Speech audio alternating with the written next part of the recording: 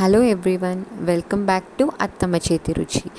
ఈరోజు నవరాత్రి స్పెషల్ నైవేద్యంగా చేసే కార పొంగలి ఎలా చేయాలో చూసేద్దాం.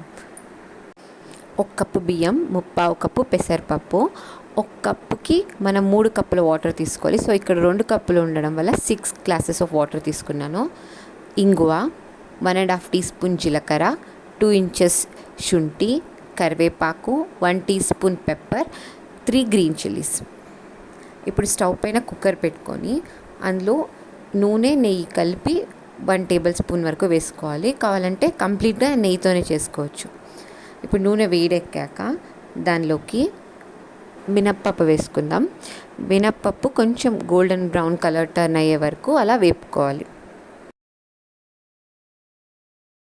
ఇప్పుడు కొంచెం గోల్డెన్ బ్రౌన్ కలర్కి వచ్చింది. ఇందులో సన్నగా కట్ చేసుకున్న శుంఠి వేసుకుంటున్నాను.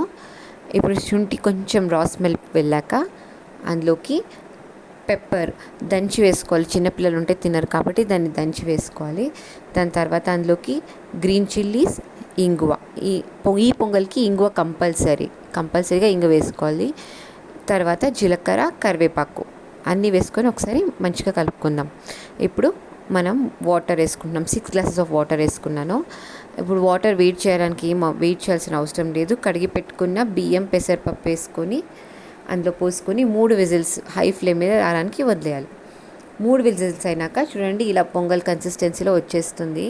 ఇది ఒకేసారి మనం తిరువాత వేసుకున్నాం కాబట్టి మళ్ళీ తిరువాత వేసుకోవాల్సిన అవసరం ఉండదు. ప్రసాదం చాలా త్వరగా అయిపోతుంది, ఈజీగా అయిపోతుంది. సో పొంగల్ ఇప్పుడు రెడీ అయిపోయింది. దీన్ని మనం దేవుడికి నైవేద్యం పెట్టే ముందు 1 స్పూన్ నెయ్యి వేసి పెట్టేద్దాం. మీకు ఈ రెసిపీ ఇష్టమైంటే లైక్ చేయండి, షేర్ చేయండి, మా ఛానల్కి సబ్స్క్రైబ్ చేసుకోండి. Thank you.